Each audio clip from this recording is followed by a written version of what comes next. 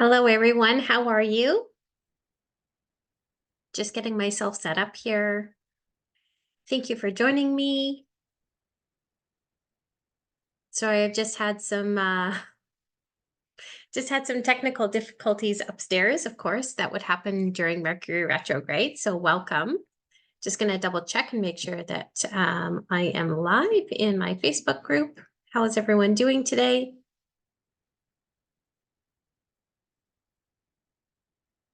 All right. Perfect. Awesome. I'm live in my group. So welcome to day one of manifesting your dreams. I'm super excited to get started here. I'm just going to see if I've got anyone joining me via Zoom. Okay. So for those of you who don't know, my name is Adrienne Harris. So I want to thank you so much for being here. I'm just going to give it just a few more minutes just to wait to see if a few people come on because I've had quite a few signups. And I am super excited to present to you for the next 5 days. Oh my gosh, I love manifesting. It's something that has come into my world in the last like 6 months. And so yeah, I just want to share this information with you. And if it serves you, great. And if it doesn't, that's okay too. So I kind of just want to go over what to expect the next 5 days because what I want to do is I just want to teach you step by step. And so for this reason, we're going to be kind of just taking it off in little bites and chunks. I know for myself, when I have to like tackle something and learn something, I can find it very, very overwhelming to kind of take it on all at once. So this is why I want to be able to just kind of take little bits for you, okay? And so now you're kind of like wondering, how or why is a numerologist teaching about manifesting? So I'm going to share my story in just a moment, but I want to let you know that each of the next 5 days, each day is going to be recorded, and I will be sending it out via email. So if you want a copy of this recording and you haven't signed up via Eventbrite and I don't have your email address, then definitely I need you to just message me and I can include your email address in that mail out. What else? I'm also going to be keeping this in my Facebook group here in the URNF community until the end of April, and then it's going to go away and it's going to go back into the vault. So yeah, so it's 1 o'clock. So I want to be mindful of your time and also of mine. And so what I want to do is I just want to share a little bit about my story and how I got into teaching manifesting because it's kind of a weird thing to be teaching, right? Like, I'm not like one of those big gurus that have this huge, massive following. However, I brought manifesting into my life when I was pretty much at a really tough situation in my life. So, I'll just give you a little bit of background. So I've been an entrepreneur for 18 years. I was with my partner for 26 of those years. And we decided to separate back in the early 2000s. And the reason being is that we just got on different pages and our lives changed. At age 44 and 45, in the numerology system that I work with, we get new energy. And quite often things can change. And there was a change. There was a change in us. There was a change in our values and our vision and our lifestyle. And so that had an impact on us. So, yeah, so I kind of went my way and my husband went his other way. And we were just on two totally separate journeys. Give me a moment here. So I ended up leaving him, separating from him. I went to counseling like I always do because I've been in counseling for 27 years of my life.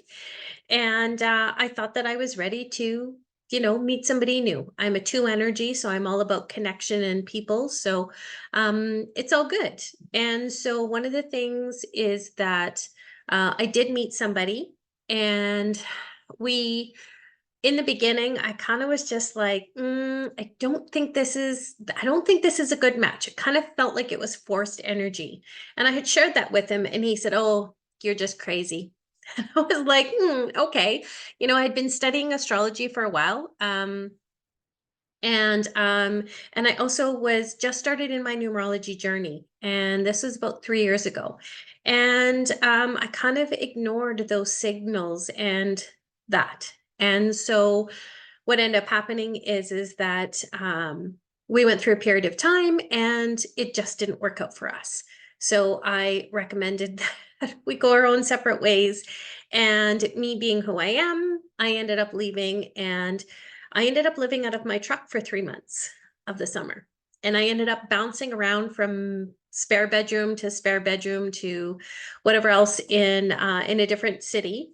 And I kind of got to the lowest of the lows. And one of the things that I've done was, I don't know if you've heard of Maslow's hierarchy of needs, but we have needs as human beings. And so what I did was, I really needed to like have a place to live. So what I did was I just tapped into the universe. I was working with a coach, a spiritual coach. She was amazing, by the way. And she helped me out and taught me about manifesting. And I want to share that with you. Okay. So this is how I got into manifesting, was because there was a time and a place in my life where I really needed to learn this. And so therefore I did. So what I did was I decided, like, okay, you know what? I went back to Vernon. I took my son for dinner and realized that I needed to come back to support him. And because he was left with my ex while I moved away. And so I came back and I decided, you know what, I possibly, I was looking for a place in Vernon, but I couldn't really find anything. So I put it out on a Facebook forum, and that was my landlady who contacted me and said, "Hey," and I just literally put up a post. I'm a 50-year-old woman, non-smoking, non-drinking, da da da da da. And she messaged you and she said, "We'd love to meet you." And so I drove out to Oyama, where I am now, living in this great place. And one thing led to the next. And she invited me to come and live here on a short-term basis, which I am doing right now. But I put that out to the universe. I actually have something called a manifesting journal. And I want to share with you how I went through that process. Okay. So I became a professional numerologist about 2 years ago, and I learned about the vibration of the energy of numbers. And I didn't realize that I could use that energy of the universe to tap into my own inner strengths and potential. Because what this can do is it can unleash the power of manifestation. And this is where we get to create a life full of purpose, fulfillment, and abundance.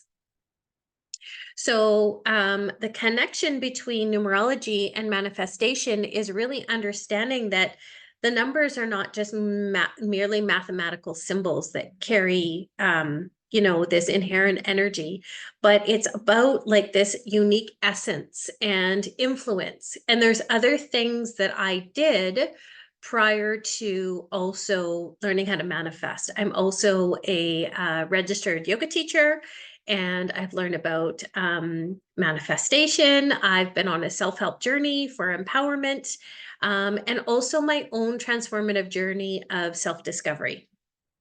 So this is where I get to teach you all about manifesting, and where you can attract love, abundance, success, or even just your own personal growth or health and wellness. Okay, so let's get started. Awesome. I'm so excited to have you here. Okay, so what we're going to do is I just want to go over the agenda of the things that we're going to be doing today, and I'm going to touch a little bit on our first one. And so our first day, we're going to be talking about setting intentions. So we'll talk about that in just a little bit. Our day 2, we're going to be talking about visualization and affirmations and why they're so important. Day 3, we're going to be talking about overcoming blocks blocks are a really big thing that a lot of people don't realize when we're doing manifesting what happens. And a lot of that can be mind stuff or energetic blocks. The third or the fourth day, we're going to be talking about aligning with abundance, and that's going to have a bunch of things to do with how we can have our gratitude and we can have sort of an abundant mindset. And then the last day, we're going to be trusting the process, and this is going to be all about letting go. Again, there's very specifics to manifesting that I really like. And I actually have like a 7 principles to manifesting sheet, which I will share with people via email. So yeah, so let's dive in and let's get into day 1. So literally, what is manifesting? Manifesting is the process of bringing into reality something that you desire or intend, plain and simple. But what it does is it involves one's thoughts, beliefs, and emotions and actions to that desired outcome. And with the belief that one has the power to create their own reality. And so it's very sort of mind blowing for people when they realize that they have the power within themselves. I myself realize that I have the power within myself to manifest. And honestly, this is why I'm sitting here teaching you all about manifesting, was because I had no idea that I could do the things that I do. Okay. So I'm going to just kind of go through the principles of manifesting, and then we'll kind of see where we're at for time. So the first thing of manifestation is clarity of intention. You need to clearly define what you want to manifest. This involves being specific about your desires, goals, and intentions. So for example, I write down in my manifesting journal, like the intention that I want. So looking for a home. I'm looking for, so I've manifested a couple of rentals. So my most recent place is, I wrote down all the things that I wanted. Okay. And I wanted to, so that's the intention piece. Okay. I'm looking for a rental property in Lake Country. Okay. So there's the intention right there. It's defined on, what it is. It's being specific about my desires, goals, and intentions. So I'm looking for something in Lake Country. I'm looking for something with 2 or 3 bedrooms. I'm looking for something with space. I'm looking for a space that has a lot of light. So just, you know what I mean? So I'm getting a very clear intention on how that comes about. Okay. And the next thing is visualization. So visualizing that desired outcome is very important because it's it's almost like we need to have this mental image of what it is that we want. And the reason that we need this visualization is because it actually like activates our subconscious mind, and this aligns with our desired reality. Okay. So when we are telling our brain that this is what we want, then our brain goes, oh, okay, I get it. This is what we're looking for. This is the thing. This is the jam. Sorry, I just had to move my notes over. The third thing within this intention setting is the belief in the faith. Believing in the possibility of manifestation and having faith in the process are crucial. Hands down, trust in the universe. If anyone's ever been to my house, I have these little sticky notes everywhere. I trust in the universe. I have them on my just above my sink in my kitchen. I have them in my bathroom. I have them stuck beside my bed. I have them up above my desk. I trust in the universe everywhere. We also need to layer in with manifesting is our own personal divine timing, which is something that I teach when it comes to numerology. And you also have your own ability to manifest your desires, which gets you what you want. So you have to have that belief and faith in yourself that you can do this. Because if you don't have that belief and faith in yourself, then you're not going to be able to manifest. Okay. The fourth thing of the list of intentions is positive thinking. You have to maintain a positive mindset and focus on what you want rather than what you don't want. Because it'll be like, oh, well, a lot of people are like, oh, well, I don't want that. Especially when I was looking for, when I was dating again, I was like, oh, I don't want that. And I don't want that. And I was like, no, no, no, this is what I want. You have to focus on the positive things that you really want for you to be able to feel this within yourself. Um, the fifth thing of setting intentions is the alignments of thoughts, emotions, and actions. So we have to make sure that our thoughts, our intentions, and our emotions, the beliefs, the actions are all aligned with this desired outcome for this manifestation. For example, if you just sit there going, I want $1 million, that's not going to be a great way of manifesting. But if you're like, you know what? I've applied for this job. I can envision myself in this position of supporting people and how is that going to make me feel? I'm going to feel so great giving back to the world. And then the belief behind it. This is something that I believe that I can do and that I'd be really great at. And so this is the process that you need to go through within your brain. But if there is any doubt in your mind or in your questioning, then it's not going to come to fruition because you need to have the alignments of those thoughts, emotions, and actions. Because one of the things with manifesting is this consistency between what you think and feel is and do is necessary for this manifesting process to be effective. Okay. The sixth thing with setting intentions is we need to have a practice for gratitude, which I'm going to cover in another day. But the thing is that sometimes we just need to have gratitude for what we currently already have, because this raises our vibration and it attracts more abundance and positivity. So when we're like, oh, you know what? I'm so thankful for this glass of water. I'm so thankful for this brand new pen that I got gifted. All of those types of things. It doesn't need to be a materialistic world. It can be something simple as I am so grateful for the relationships that I have in my life or the people that love and support me. Okay. So this is all very important for us to appreciate that, because it also puts us in a positive mindset. This comes back to that positive thinking piece.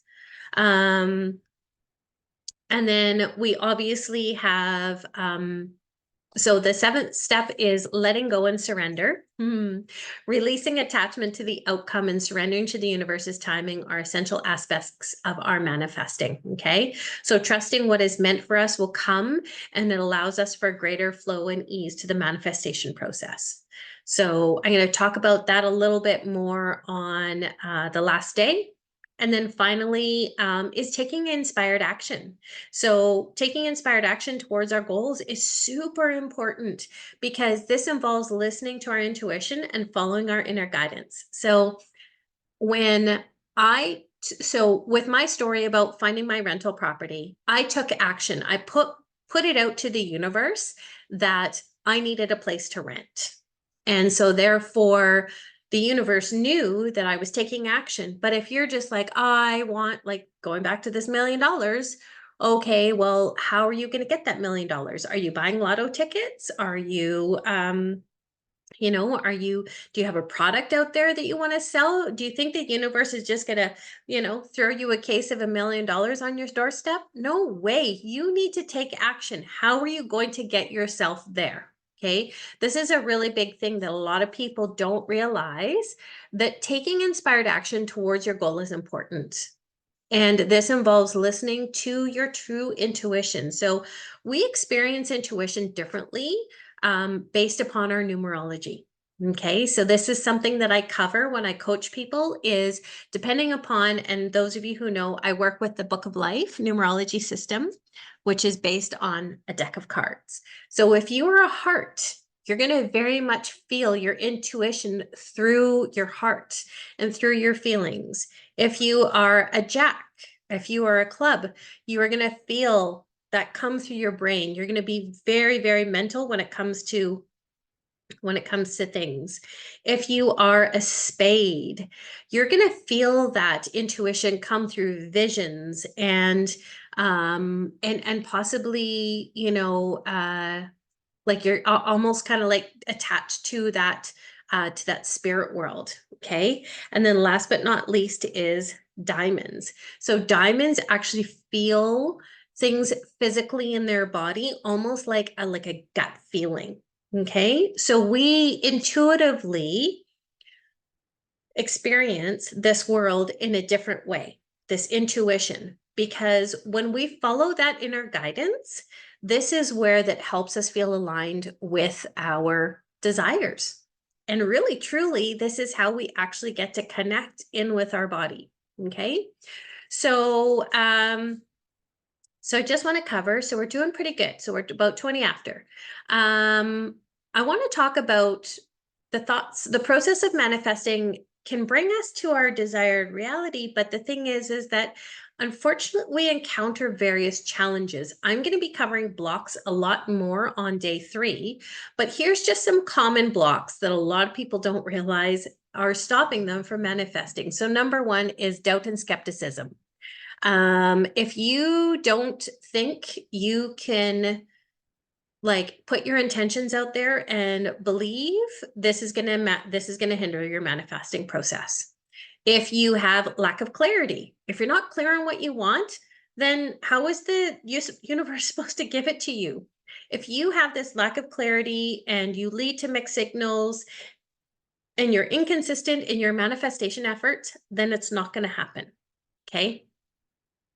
If you have a negative belief or mindset. So if you are a negative Nelly and you're always like, woe is me, the world sucks, I've been handed really crappy things, and you know what, I'm impatient, and you know what, my world is just blah, blah, blah, then no, it's not going to happen for you. Okay. If you have that lack and fear mindset, it's not happening to you. I say every single morning when I wake up, thank you, universe. You have given me a world of love and abundance, and I am so deserving of everything that you pass my way. Okay, so this is really important. One of the other things is impatience and frustration. So like I said, at the very tail end of things, you need to let go of your expectations of the universe. And a lot of people get impatient with it. They're like, well, why hasn't my manifestation started? How come I haven't gotten this? Well, because the universe is like, hey man, I got my own divine timing going on here. And it also depends on your personal divine timing when that happens. So what happens within our year is we have 6 stages within our divine timing cycle. And this is 7 52-day periods. Yes, I know 6 and 7, it crosses over. But there's certain areas where we step in through this divine timing cycle where things are meant to happen for us. Okay. Because what ends up happening is that we get attached to the outcome. And so when we become too attached to specific outcomes, then creates resistance, because the universe is like, oh, well, I can't give you that exact thing. I'm going to give you something similar. And so for instance, when I was manifesting the guy that I'm dating now, I honestly was like, here's who I want. Is he perfect? No freaking way. But I absolutely love so many things about him, and I'm not perfect either. So why should I expect perfection in someone? You know what? He is the most kindest, gentlest person. He's so endearing. He is exactly what I was looking for in a partner. And so I didn't get too attached to some of the things that other people might like, like I've got some girlfriends out there who have lists like, I want 6-pack abs, I want I want, blonde hair, blue eyes. I'm just like, whoa, whoa, whoa. When you become so attached to that outcome, honestly, that's your idealism that's kind of taking over in this world. And I challenge you on that. There's a couple more things. So lack of alignment. So if your thoughts, feelings, and actions are not aligned with your desires, it's not going to happen. manifestation is going to be a challenge. And this is where I work with people on really figuring out who you are and what you want, because it's extremely important.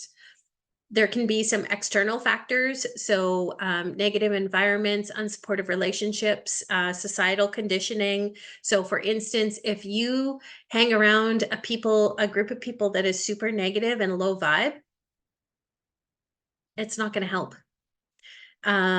Possibly, for myself, I live a very clean and healthy lifestyle.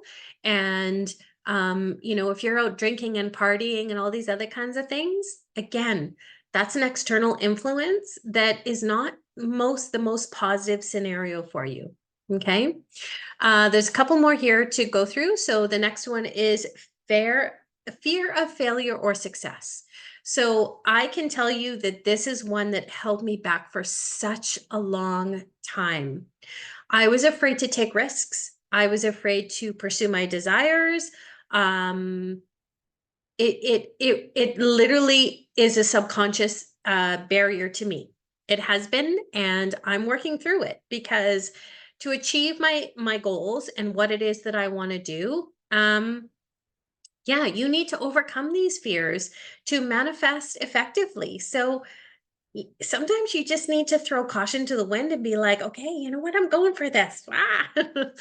um, the another thing that can affect you is past trauma or unresolved issues. So past trauma, for those of you who know, I've had a ton of trauma in my life. I've worked through counseling. I've had 2 counselors in the last 2 years, or 2 years. One, right after my marriage, I separated from my husband. I got counseling right away. And then when I left this last boyfriend, I got counseling again. So I work through my stuff. And the thing is that there's a lot of healing and releasing that needs to happen with your emotional wounds. And if you can't do that, then there's not a clear path for manifestation to occur. You really need to work on getting rid of your emotional things. And for myself, I'm an 11-2 energy. I'm extremely sensitive and I'm extremely emotional. And so I've had to work through these emotions and really just feel into the fact that I am deserving of the things that I'm manifesting. Okay. And last but not least is resistance to change. There's a lot of people out there that are super uncomfortable of stepping out of their comfort zone and embracing change. And I know this for a fact because I've had to do it and it's been really challenging for me. And this is a process. So understanding that being resistant to change, you really need to step out of your comfort zone. You really need to be okay with just the unknown, and this attachment to our familiarity. We as humans we're very tribal. We're very like, I like it to be like this. But for someone like myself, I'm like, okay, you know what, I'm okay with change.